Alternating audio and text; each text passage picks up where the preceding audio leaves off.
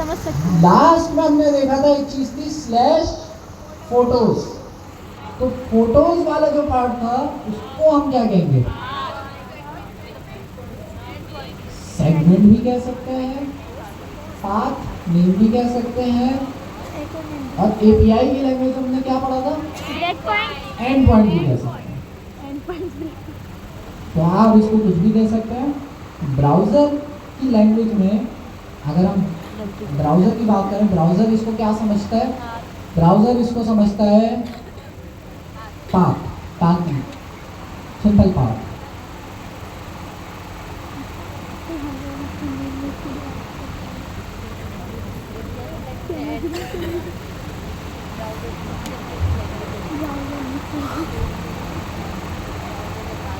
Protocol हमने पढ़ा HTTPS और HTTP है, जो कि यूज होता है हमारे पास वेबसाइट्स के अंदर, ताकि आपकी वेबसाइट सिक्योरली डेटा जो है उसके अंदर सिक्योरली ट्रैवल करे। उसके अलावा हमने पढ़ा होस्ट। होस्ट क्या होता है? होस्ट के अंदर आपकी वेबसाइट का जो मेन URL है उसको हम कह रहे हैं होस्ट। अच्छा, ये कौन कह रहा है? ये ब्राउजर की जबान में मैं आपको बता रहा हूँ। ब्राउजर जो URL पढ़ता है उस इस तरह से पढ़ता है कि भाई वो HTTPS को प्रोटोकॉल कहते हैं, और बीच का जो URL होता है मेन, उसे होस्ट कहते हैं। और जो होस्ट जो आपका होता है मेन URL होता है, उसके आगे स्लैश के बाद जो भी चीज़ होती है उसको हम पाथ कहते हैं। ये क्यों मैंने पार्ट बताया, ये अभी यूज होगा थोड़ी देर में।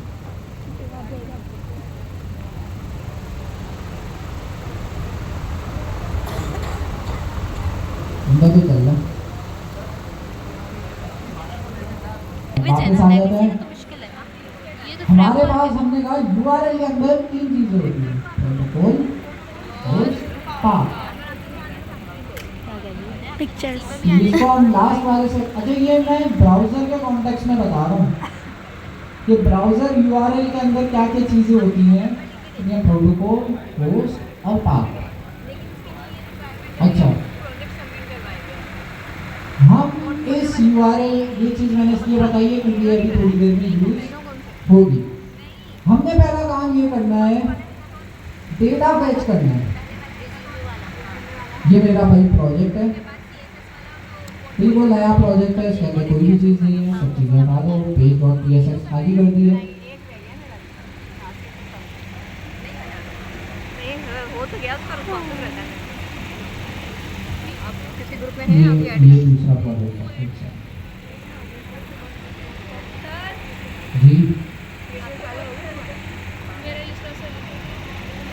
राइट करो मुझे, वो तो मैं कर ही देता हूँ। नहीं, ब्लैक टी के साफ कोड नज़र आता है। वाइट पे भी साफ मोबाइल में।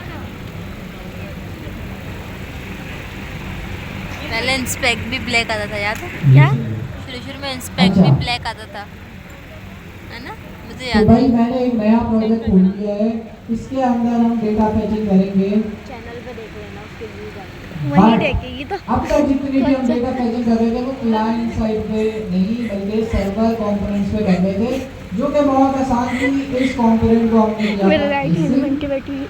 और अब वेट करके हम जो है क्या करते थे, फैच का मेथड कॉल करते थे, ऊपर बनाना पड़ेगा एपीआई रिक्वेस्ट भेज यही वाला देते। फंक्शन। बट क्लाइंट कंपोनेंट में ऐसा नहीं कर सकते, करने की कोशिश भी ऊपर करेंगे करना हम, पड़ेगा। लेकिन वो हो नहीं पाएगा।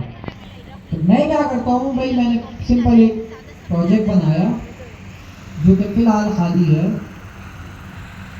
और अच्छा जो मैंने एम्प्टी लगाए हैं जिसको हम क्या कहते हैं, फ्रेगमेंट, बताया ना। तो यहाँ पे मैं डिव भी लगा सकता हूँ, लेकिन डिव डायरेक्ट वो कोई ना कोई जगह लेता है, बेशक थोड़ी सी हो लेकिन कुछ ना कुछ जगह लेता है। पर ये जो एम्प्टी फ्रेगमेंट है ये क्या करते हैं, कोई जगह नहीं लेते, बस आपका जो भी जितने भी एलिमेंट्स होंगे वो उसके अंदर रैप हो जाएंगे। ऐसा काम तो करता बस है इससे जो है ना कोई ऐसा जितना ज़्यादा एडवांटेज नहीं है, नॉर्मली हम एम्प्टी फ्रेगमेंट्स यूज हो रहे होते हैं। अच्छा, वो जो शॉप अच्छा, नाउ इसको हम हाउस के फ्रेगमेंट्स अंदर वो करेंगे, बटन खाली था या होगा लिंक था कोई? एंगल गई। पिक में अच्छा था ना? एक कंपोनेंट बना लेता हूँ मैं अच्छा हाँ वो और बटन था। इसी के बराबर में बना लेता हूँ। उसके साथ पैराग्राफ हाँ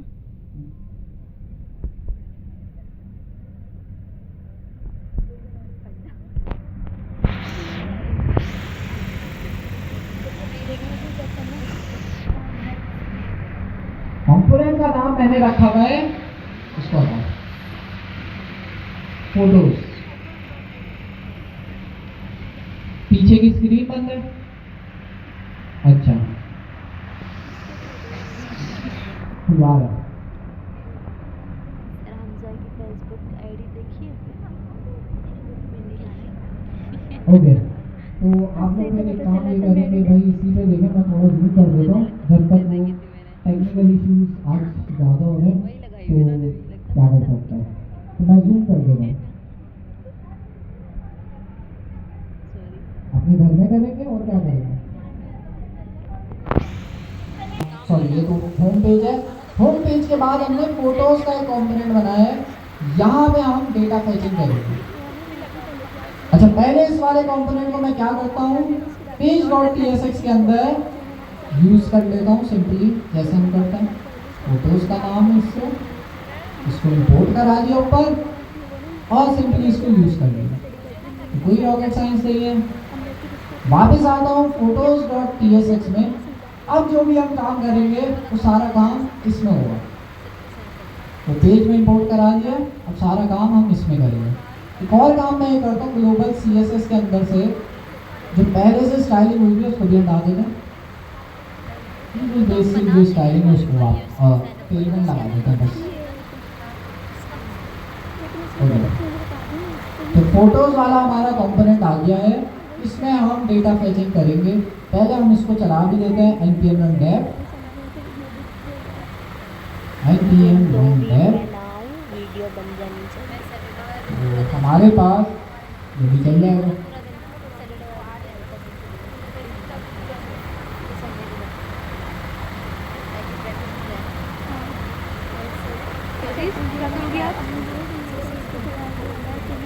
नया वर्जन आया कल ही का, ये 15.0.4। तो नए वर्जन के साथ कुछ नई चीज़ें भी आई होंगी, वो क्या ही है वो वहीं पे देख लेंगे बाद में। मैं जाता हूँ लोकल होस्ट 3000।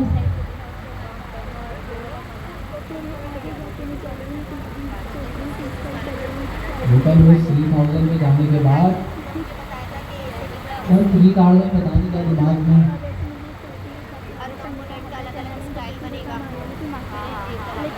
हिंदी आ गई। ओके लोकल होस्ट 3000 मैंने यहाँ पे लिखा और हमारे पास फोटोज वाली चीज आ गई है। अच्छा अब हमने क्या करना है, यहाँ पे सबसे पहले डेटा फेचिंग करते हैं, लेकिन ये हमारा क्लाइंट कंपोनेंट है सर्वर कंपोनेंट है। अब ये सवाल, एक मिनट, सवाल का जवाब देते हुए ये सोच लेना कि आगे से एक और सवाल आ सकता है, कैसे, ठीक है।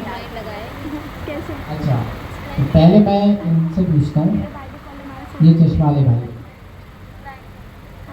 बीच में जो बैठा है, आप संडे को कॉल एक्टिंग करोगी तो नहीं आएगा या पीछे, फिर विजिट करोगी? आपके भी पीछे बाइट, आप ही बाइट है। सैटरडे का मैं कह एक सेकंड सवाल, एक दिन हो जाएगा, एक दिन में।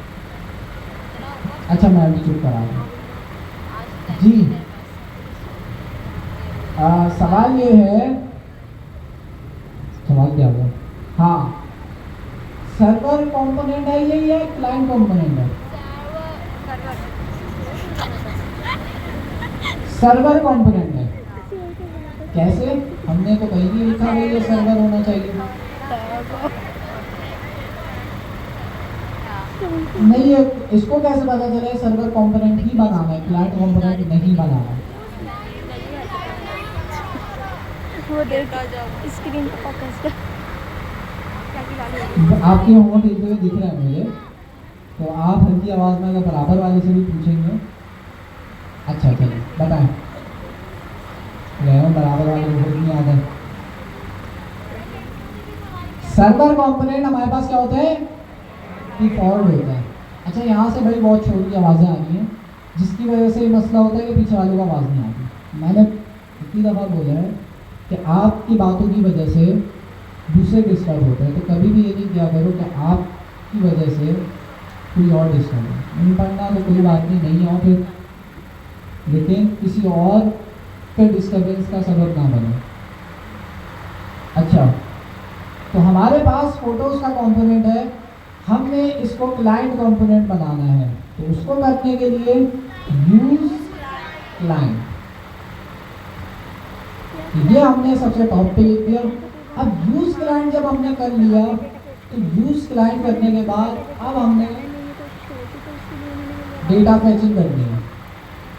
तो क्या मैं यहाँ पे डेटा फैचिंग कर सकता हूँ, इसको एसिंग बना के इसको एसिंग कर दूँ। खादिम एसिंग करूँ नहीं करूँ,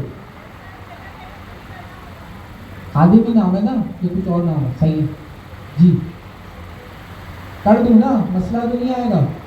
चलो देखते हैं, कुछ और नहीं करते, सिर्फ इसको एसिंग करके सेव कर देते हैं और अपने ब्राउजर पे खोल के देखते हैं क्या है एरर है।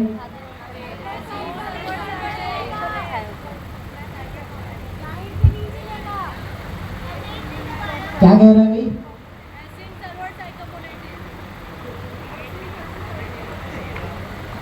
अवेट भी लगाना चाहिए, और से पढ़ो, पढ़ तो लो उसको। एरर के अंदर लिखा हुआ है, आगे बता दो यार।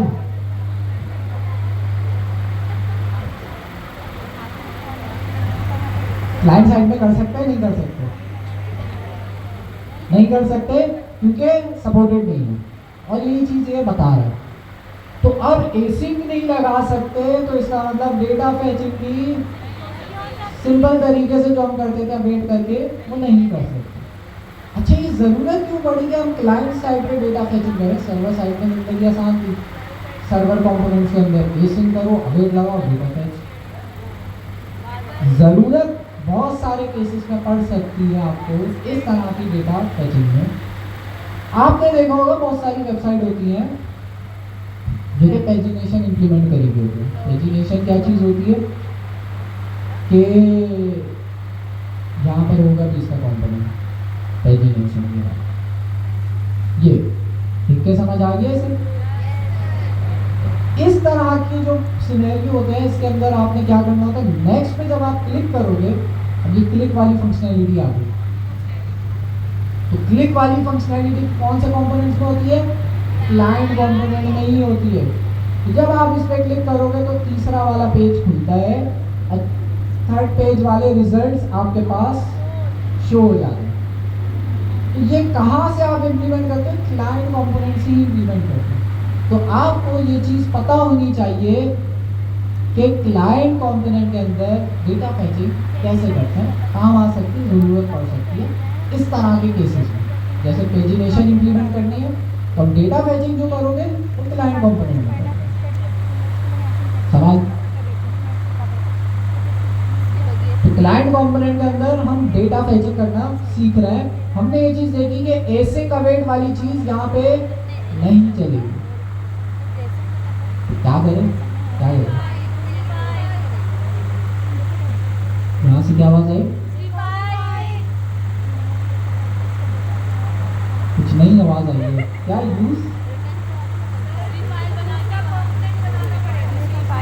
अच्छा ये कह रही है कि भाई दूसरा कंपोनेंट बनाएंगे और वो कंपोनेंट होगा सर्वर कंपोनेंट, और उसके अंदर और उसको यहाँ पे इंपोर्ट कर देगा और उस पर डेटा फैचिंग कर देगा।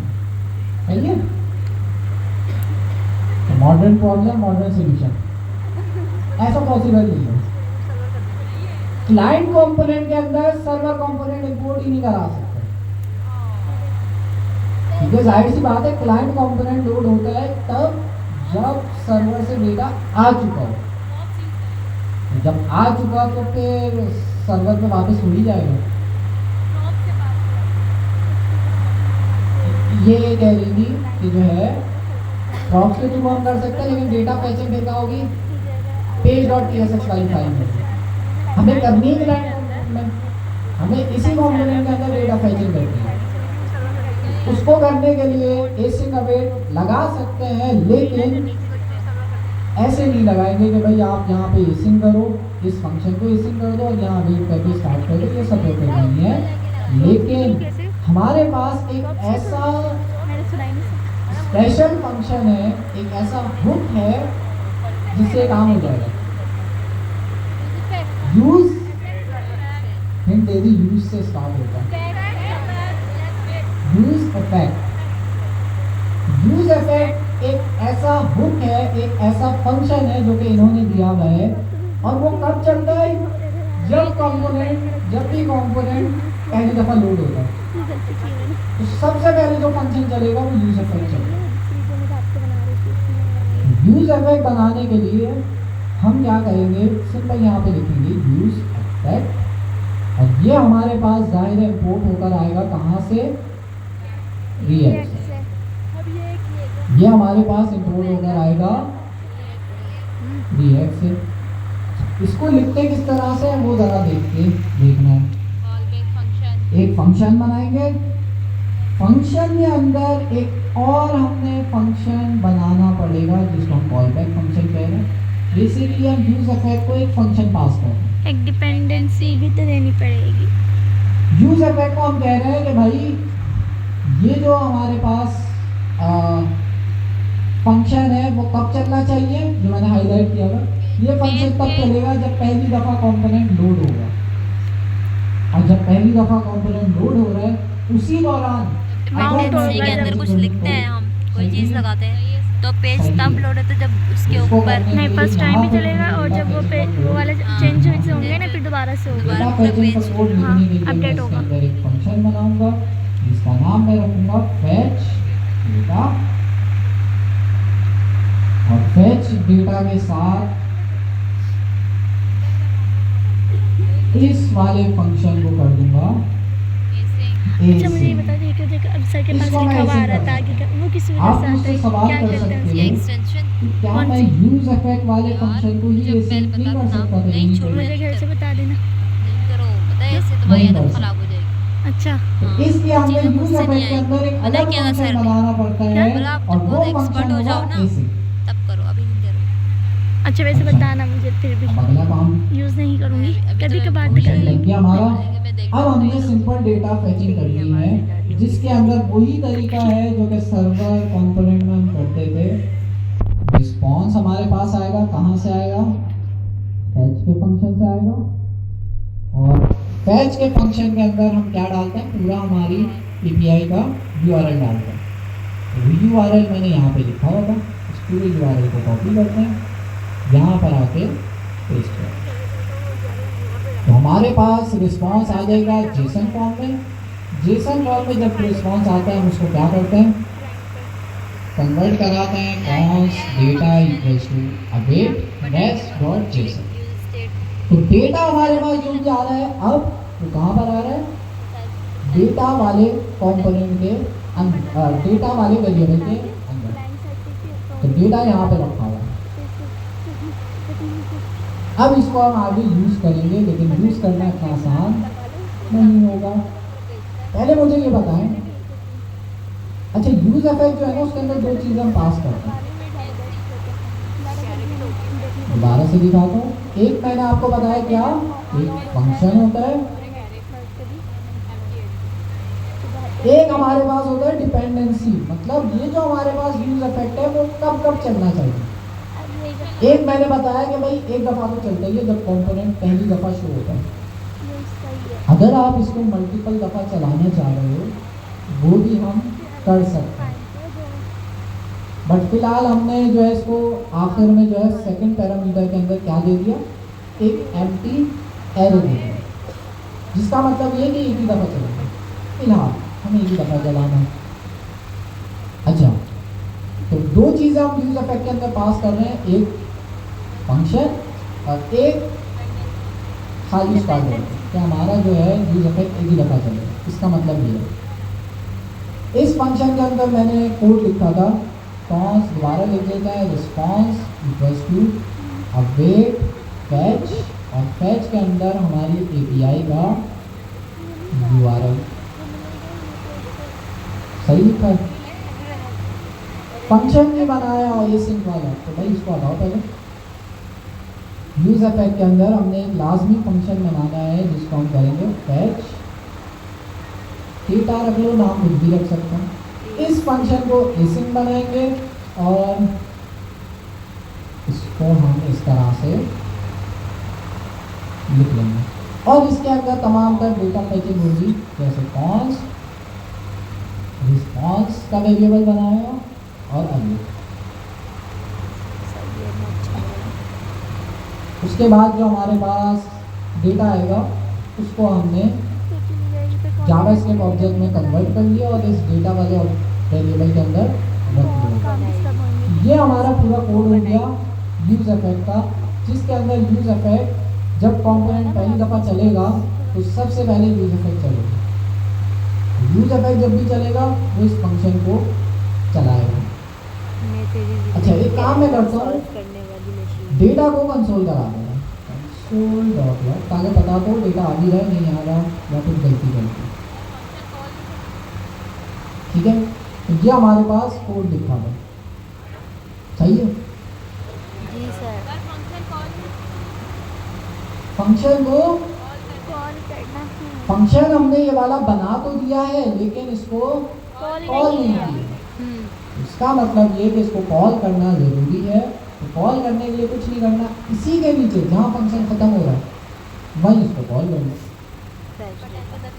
तो ये हमारे पास पूरा कोड हो गया यूज इफेक्ट का। थोड़ा सा जूम आउट करते हैं, ये यूज इफेक्ट का काम है। उसके अंदर हमने डेटा फैचिंग वाला कोड लिखा है और हमारा जो है डेटा फिलहाल हम कंसोल के अंदर प्रिंट कराएंगे। तो इस फंक्शन को फैच डेटा के फंक्शन को कॉल नहीं कराएंगे तो डेटा फैचिंग भी कार्य नहीं होगी, उसको कॉल कराना जरूरी है। सेव करते हैं। यहाँ पर मैं आता हूँ अपने ब्राउज़र पे। अच्छा, ये जो कंसोल मैंने कराया इसको कहाँ पे देखूँ? क्योंकि ये क्लाइंट कंपोनेंट है तो हम कौन से टर्मिनल पे देखेंगे? ब्राउज़र में टर्मिनल पे देखेंगे। तो यहाँ पे आता हूँ मैं, राइट क्लिक करता हूँ। अभी हमारी यूआई के अंदर तो कुछ भी नहीं है। राइट क्लिक करता हूँ, इंस्पेक्ट पे जाता हूँ, या हमारे पास आ रहा है ऑप्शन कंसोल। तो कंसोल के अंदर माशाल्लाह ज़्यादा ही डेटा आ गया। जूम करता हूँ ताकि आप लोगों को दिखे कितना डेटा आया। डेटा किस फॉर्म में है? एरे आए हैं कदम। अच्छा, एरे को अगर मैं खोलूँ तो इसके अंदर हमारे पास 5000 फोटोज आ गई हैं। तो खैर इसको हम कम भी कर सकते हैं, वो देखेंगे। जिसमें से मैं पहले वाले को अगर खोलता हूँ तो उससे ये हमें पता चल रहा है कि भाई डेटा तो आ रहा है, डेटा हमारे पास आ रहा है।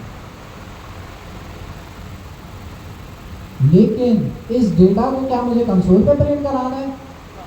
नहीं, डेटा को मुझे प्रिंट कराना है यहाँ अपनी HTML के अंदर, जो कि अभी खाली है। यहाँ एक H1 लिख देता हूँ, फोटोज, और इसके नीचे यहाँ पे एक फिलहाल एक UL और LI बना के जो भी हमारी फोटोज़ हैं उनकी लिस्ट यहाँ पर शो कर देंगे। वो मैप वगैरह भी लगाएंगे फिर से, जो कि हम लगा चुके हैं पहले भी, बट सिर्फ पहले एक कम डेटा शो करा दें यहाँ पे।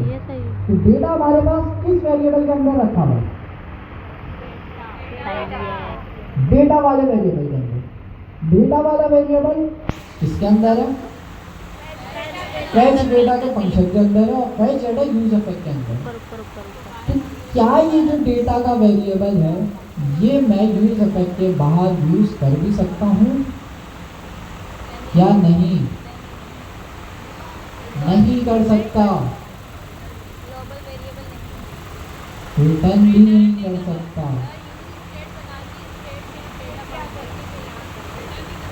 मैं बता रहा हूँ।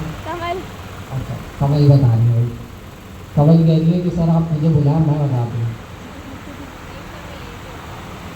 अच्छा, तो हमारे पास यहाँ पे डेटा आ गया है। अगर मैं यहाँ पे रिटर्न भी करा दूँ तो हमारे पास क्या होगा, ज़्यादा से ज़्यादा डेटा जो है वो यहाँ पे मिल जाएगा, फेच डेटा के अंदर मिल जाएगा हमें। लेकिन हमें तो इसे यूज़ करना है यूज़ इफेक्ट के भी बाहर। यूज़ इफेक्ट के बाहर यूज़ करना है तो हमने कुछ और तरीका यूज़ करना होगा, रिटर्न काम नहीं आएगा इससे। वो तरीका क्या हो सकता है?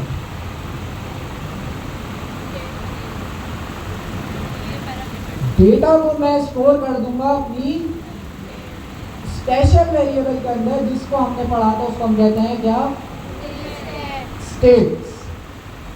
जो भी डेटा होगा उसको मैं स्टेट के अंदर स्टोर कर लूँगा। तो स्टेट बना लेते हैं। स्टेट बनाने का तरीका था तो हम स्क्वायर ब्रैकेट लगाते हैं और आगे लिख देते हैं यूज स्टेट। अच्छा, इनिशियली हमारे पास खाली होगा, मतलब सिर्फ एक एम्प्टी एरे होगा, कोई भी डेटा नहीं होगा। तो हमने बता दिया इनिशियली खाली होगा, एम्प्टी एरे होगा, थोड़ी देर बाद हमारे पास डेटा आएगा। यूज स्टेट को हमने ऊपर इंपोर्ट करा दिया। हमें पता है यूज स्टेट के अंदर दो चीज़ें आ गई हैं। एक हमारे पास वेरिएबल जिसको हम कह सकते हैं फोटोस डेटा, और एक फंक्शन होता है जो कि हमारे पास स्टेट को सेट करने के लिए होता है, सेट फोटोस डेटा। नाम हम कुछ भी रख सकते हैं। तो फोटोस डेटा और सेट फोटोस डेटा दोनों हमारे पास आ गई हैं। अच्छा, अब यहाँ पे मैं क्या करूँ,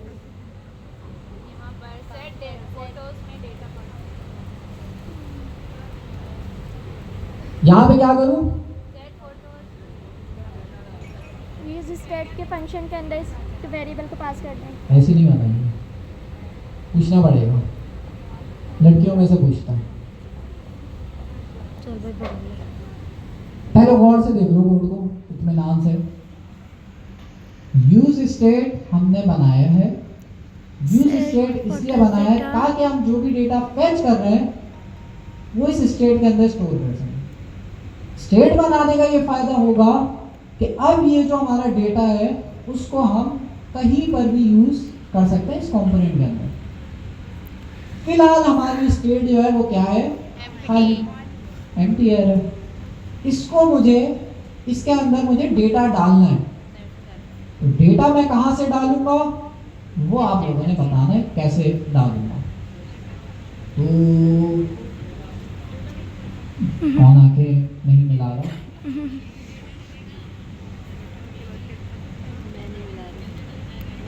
जी आप मरून स्कार्फ में तीसरी लाइन में जी। क्या करूं यहाँ पे कि हमारा जो ये जो डेटा आ रहा है ना वेरिएबल के अंदर, वो मैं किसी तरह से स्टेट के अंदर स्टोर करा दूं।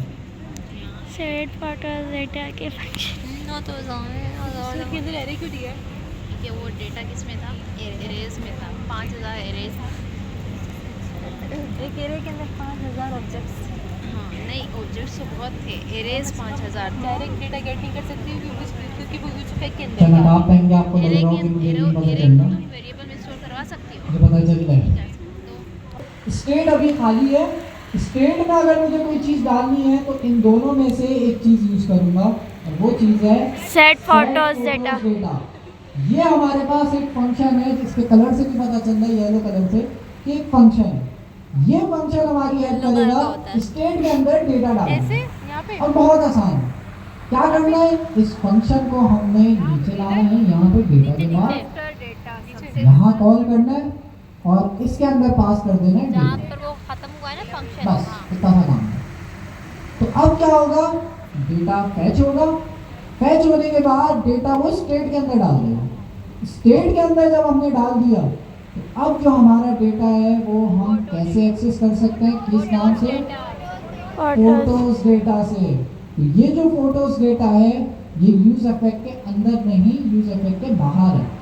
जिसका मतलब मैं इसको अब कहीं पर सर भी आज इसकी यूज जगह वो कर मतलब सकता वाला हूँ इसका अपनी ड्यूल वाला काम करा HTML देते के हैं ना अंदर। एप्लीकेशन वाला, तो मज़ा आ जाता है। तो ये स्टेट Ideal बनाने हो गया अब तो। की ये ज़रूरत पड़ी कि हमारा जो भी अगर हमें डेटा आ रहा उसमें है से उसको सिर्फ हमने 5 स्टेट के तस्वीरें अंदर चाहिए होंगी तो हम वो 5 बनाना कैसे होगा। करेंगे? अभी सेलेक्ट करवाएंगे वो भी। क्या टाइम हुआ? जी आ रही है। सही और अभी है। ये कंटिन्यू है ये वाला टॉपिक, अब बीच में बहुत सिंपल सी चीज़ है, अगर आपने ये चीज़ तो यूज स्टेट सबको ही पहले से आती पढ़ा है है। ना यूज इफेक्ट हमने एक नई चीज़ पढ़ाई है जिसके बारे में शॉर्ट सा बताया, ये है एक्सेल बहुत बड़ी चीज़, लेकिन जितना हमारे अच्छा पास लेकिन नॉर्मल फंक्शनलिटी यूज एड होता नहीं है करेंगे, मैंने ऊपर सिंपल सारा जिसको बताया। देखना ये है ऐसा उसके स्पेशल अंदर जो फंक्शन आ रहा है है वो फिर जो कैसे कि लगाएगा? कंपोनेंट उसको बनने लॉजिक से लगाना पहले होगा। चलता है। वही तो एक जगह पे वो दिखा हुआ है, दूसरी जगह पे कुछ और तो वो कंपोनेंट बनने से कंपोनेंट क्या है, ये नीचे जो HTML है इसकी बात कर रहे हैं। ये HTML चलने से पहले हमारे पास यूज इफेक्ट चलता है। नेक्स्ट क्लास यूज इफेक्ट के अंदर हम ऐसा काम करा सकते हैं जैसे डेटा फैचिंग। डेटा फैचिंग जब हमने कराई तो वो डेटा फैच करके हम अपनी HTML के अंदर शो करा सकते हैं। सवाल, क्योंकि अभी ये खत्म नहीं हुआ, क्या कह रही है? कोड को देखो और फिर फोन दिखा रही है, बेटी ने तोड़ दिया। इसके अलावा बहुत सारे काम कर सकते हैं, झाड़ू यूज पोछा केस पे करता है। डिपेंड करता है। जैसे आप चाह रहे हो कि कोई यूजर अगर लॉगिन हो सिर्फ तभी डेटा फैच करे।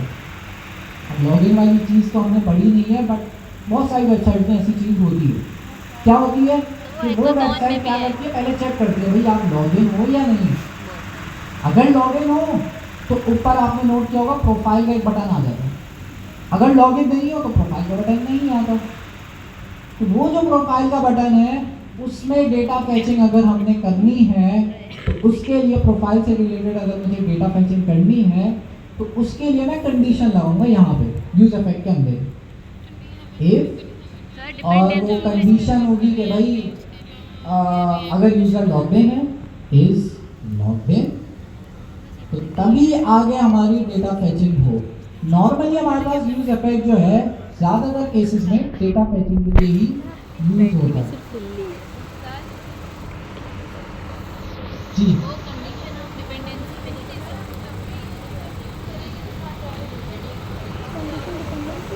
ज़रूरी नहीं है कि हर बार यूज स्टेट यूज़ करें यूज इफेक्ट के साथ। यहाँ पे ज़रूरत इसलिए पड़ी है क्योंकि जो हमारे पास डेटा आ रहा है ना वो हम यूज इफेक्ट के बाहर भी यूज़ कर पा रहे हैं। एक और भी रीज़न है जो कि अभी हम देखेंगे। तो हमने क्या किया, डेटा को हमने स्टेट के अंदर स्टोर कर दिया और ये स्टेट हम कहीं पर भी अपने कंपोनेंट में यूज़ कर सकते हैं। आपका क्या सवाल था कमर?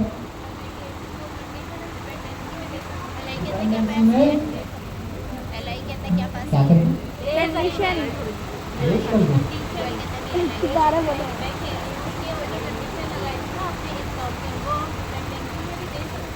बिल्कुल नहीं, डिपेंडेंसी के अंदर हम कंडीशन नहीं दे सकते। हम ये बता सकते हैं यूज इफेक्ट कब कब चलना चाहिए।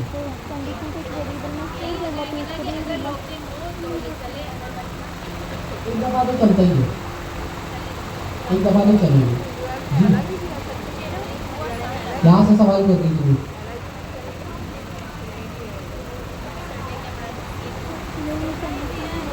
अच्छा, इन्होंने बड़ा अच्छा सवाल किया है। सवाल ये किया इन्होंने कि भाई डेटा फैच करते हुए एरर आ गया, तो फिर उस केस में क्या करेंगे?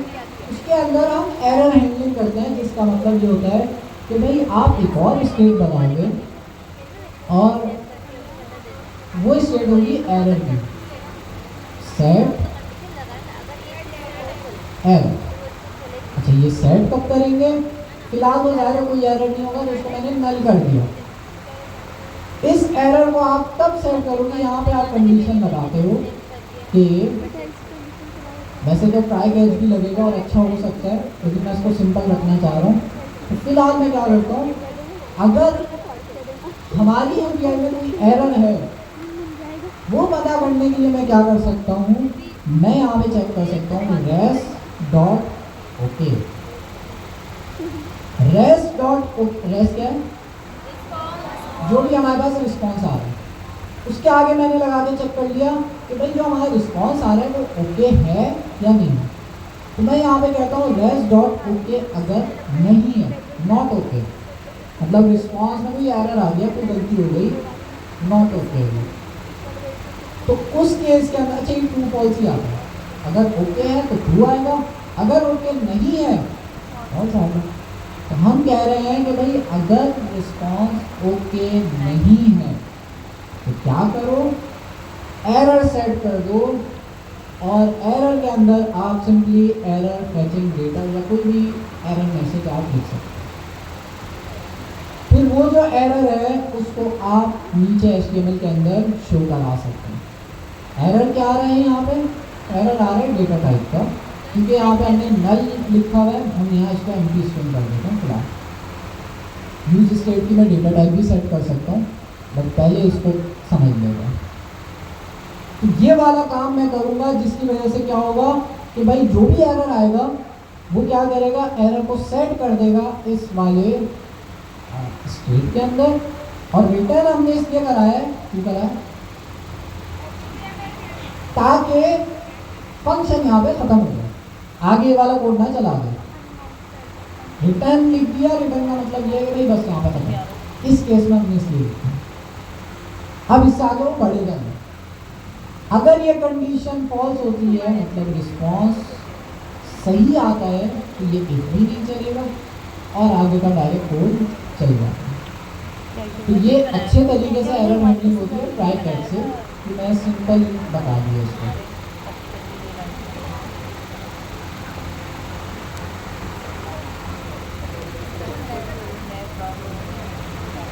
हो सकता है बिल्कुल रेंडरिंग को कंट्रोल करने के लिए नहीं, रेंडरिंग को हम मुख्तलिफ जगहों पे हमें ज़रूरत पड़ती है कि मल्टीपल दफ़ा रेंडर हो जाए, तो उसके यूज इफेक्ट भी यूज होता है।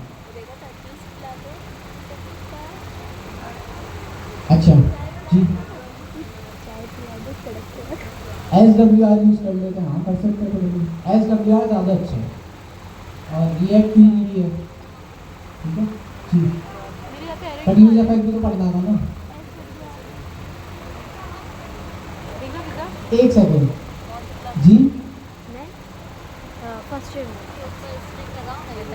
अच्छा ठीक है कर दे रहे जी। मैं 8 से आगे चल रही हूँ। डेटा हम फैच करते हैं API के थ्रू, ये URL है, इसके थ्रू पता चलता है कि भाई कौन सी API से डेटा फैच करना है। हर API का ये जो URL है डिफरेंट होता है।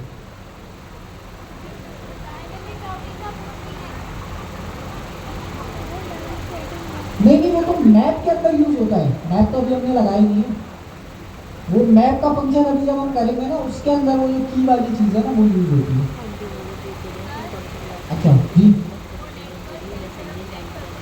हाँ उस पर भी देख लेते हैं। यहाँ से सवाल था किसी का जी।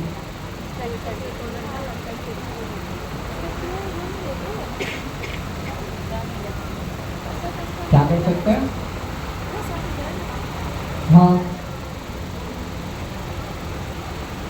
न्यू एरर, देखिए वो तो आपके पास एरर जनरेट कराने के लिए, उस एरर को कहीं ना कहीं स्टोर भी तो कराना होगा, तो स्टेट के अंदर स्टोर कराएंगे। स्ट्रिंग का जो सिलसिला है वो भी करके देंगी। अगर आप चाह रहे हो डेटा दोबारा फैच हो तो रीफैच का फंक्शन भी देगी, तो मतलब बहुत सारी फंक्शन भी होती है। डेटा फैचिंग के लिए क्लाइंट कंपोनेंट में डेटा फैचिंग के लिए आपके पास बहुत सारी अप्रोचेज हैं, बहुत सारे लाइब्रेरीज हैं जो कि आप नेक्स्ट में यूज कर सकते हैं। एक लाइब्रेरी का नाम है SWR, दूसरी लाइब्रेरी का नाम है मैंने सोचा पढ़ूंगी, ये दोनों क्लाइंट कंपोनेंट में डेटा फैचिंग में आपकी काफ़ी हेल्प करेगी। उसमें आपको ये स्टेट बनाने की भी ज़रूरत नहीं पड़ती, यूज इफेक्ट बनाने की ज़रूरत नहीं पड़ती, तो सब चीज़ें खुद ही हम कर क्लाइंट सकते साइड होती है, सर्वर साइड होती है। हैं। SWR एक लाइब्रेरी हो गई, रिएक्ट क्वेरी सर्वर साइड में जरूरत ही नहीं है ना इन सब चीज़ों की। अच्छा अब इसको मैं, अच्छा एरर वाली चीज़ बस समझाने के लिए मैंने लिखी थी, इसको स्टॉप करके दोबारा चला है, पहले इसको मैं हटा देता हूँ। साफ हो जाए।